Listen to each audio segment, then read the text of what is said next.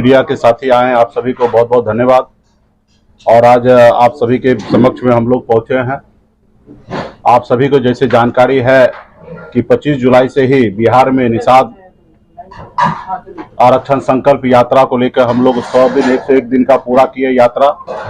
उसी यात्रा के दौरान हमने हर घर संकल्प अभियान भी हमने सैकड़ों गाड़ी के साथ हम लोगों ने पूरे बिहार में जारी किया। पार्टी के पदाधिकारी हजारों लाखों की संख्या में समाज के बीच में गए, अपनी हक अधिकार की बात किए और लाखों लोगों को संकल्प करवाएं। उसी क्रम में अभी हम लोगों ने निर्णय लिया है कि पूरे बिहार में, यूपी में, झारखंड में 14 जगह जनसभा करेंगे। ये बड़ी रैली होगा, हर जगह कम से कम लाख सवा लाख लोग वहां पे पहुंचेंगे। वहां पे मैं जाऊंगा और वहां पे अपने हक अधिकार की बात करेंगे। और वो रैली जो है 29 तारीख से चालू होगा। 29 नवंबर को मोतिहारी में, शिवहर में रैली होना है।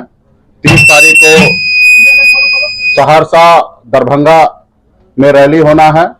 1 दिसंबर को झारखंड में पलामू में और रोहतास में रैली होना है। 2 दिसंबर को शनिवार को जौनपुर और उत्तर प्रदेश में होना है।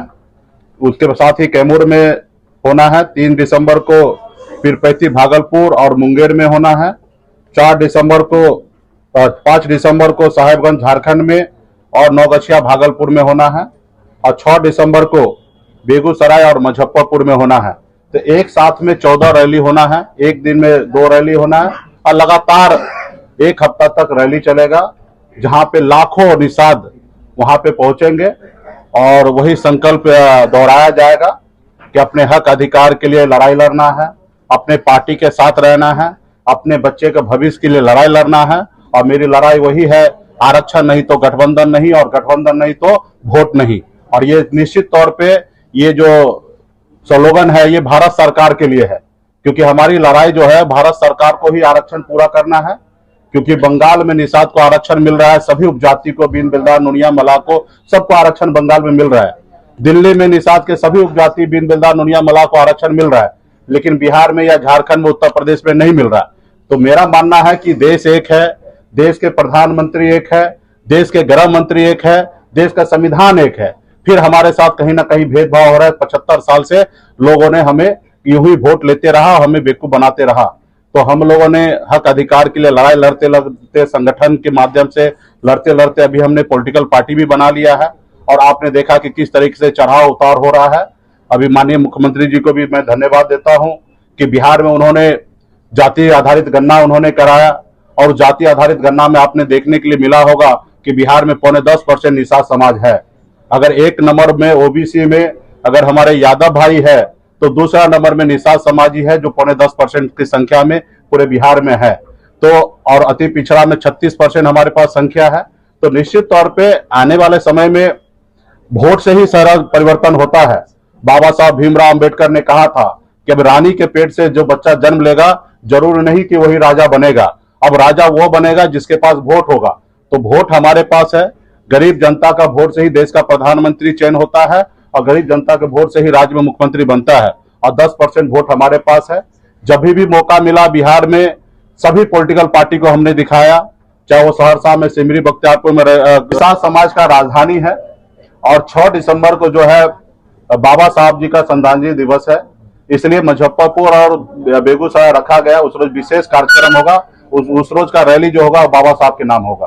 तो ये है। और निश्चित तौर पे मुजफ्फरपुर निषाद का राजधानी है, तो वहाँ पे धमक स्पेशल होगा। तो गौरी जी, क्या मान लिया जाए कि आपने तस्वीर चुनाव की लगाई है, अगर 24 का चुनाव जीतना है तो आपके साथ लोगों को आना हो?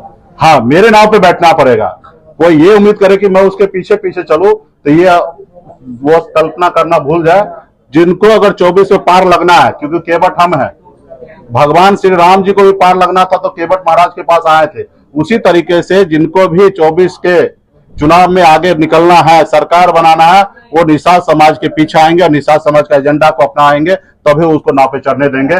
पहले जैसा नहीं है कि प्रभु हम आपको पार लगा रहे हैं, बाद में हमको लगा दीजिएगा। नहीं, यहाँ नाव पे चढ़ने से पहले कुछ दीजिए, उस पार जाना है तो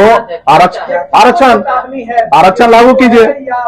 मुकेश जी, अगर आरक्षण नहीं मिलता है हाँ। तो फिर किधर रुख करेंगे? क्या है तीसरा आरक्षण नहीं मिलता तो अभी तो एक ही एजेंडा है कि भाजपा को हराना है। ठीक है, बहुत लिया, हमको सरकार से बाहर कर दिया, जो सरकार हमने बनाया था, तो दुश्मन भी बहुत है। खैर वो अपना काम करे, हम अपना काम करेंगे। रैली के बाद महारैली भी होगी क्या बीजेपी की? नहीं, इसकी आवश्यकता नहीं। गांव गांव में एक एक निषाद का बेटा जागरूक हो चुका है, हाथ में गंगा जल लेके अपने बच्चे का भविष्य के लिए संकल्प ले रहा है कि जो हमारा दोस्त होगा उन्हीं के साथ जाएंगे, जो दुश्मन होगा उसको हराने का काम करेंगे। मुकेश सहनी जी, नीतीश कैबिनेट में ऑफर है आपका, आप हिस्सा हो सकते हैं? देखिए, अभी हमारी पॉलिटिकल पार्टी है, 2024 में निर्णय हम बहुत जल्दी ही लेने वाले हैं रैली के बाद। अभी कुछ भी बोलना सही नहीं होगा, अभी हम अपने रैली में लगे हुए हैं। देश की जनता जानना चाह रही है कि मुकेश सहनी जो है वो भारत में रहेंगे कि इंडिया में रहेंगे, पसंद क्या है ये लोग जानना चाह रहे हैं। देखिए, अभी हम अपने काम में लगे हैं, इसका भी जवाब बहुत जल्दी हम आप लोगों को रैली समाप्त होने के बाद हम आप लोगों को दे देंगे। अभी रैली में हम लोग बिजी हैं, हम अपने पार्टी के सभी लोगों से मिलेंगे, देश का सिचुएशन समझेंगे, देश में गरीब युवा सबके बारे में सोचकर निर्णय लेंगे। जो भी निर्णय लेंगे उसमें बिहार का भी हित होगा, हमारा देश का हित होगा, निषाद समाज का हित होगा, ये सब सोच समझ के लेंगे। अभी तो हम दूसरे काम में लगे हैं और वो काम पूरा हो जाएगा तो निश्चित तौर पे आपने राम का यहाँ पे राम। तो ऐसे ही तमाम खबरों के लिए आप सभी बने रहिए हमारे साथ और देखते रहिए बिहार उज्जवल न्यूज। अब तक हमारे YouTube चैनल को सब्सक्राइब नहीं किया है तो जल्दी से सब्सक्राइब कर लीजिए। फेसबुक पेज को भी फॉलो कीजिए। वीडियो पसंद आए तो खूब लाइक कीजिए, शेयर कीजिए, कमेंट कीजिए। वीडियो देखने के लिए आप सभी का धन्यवाद।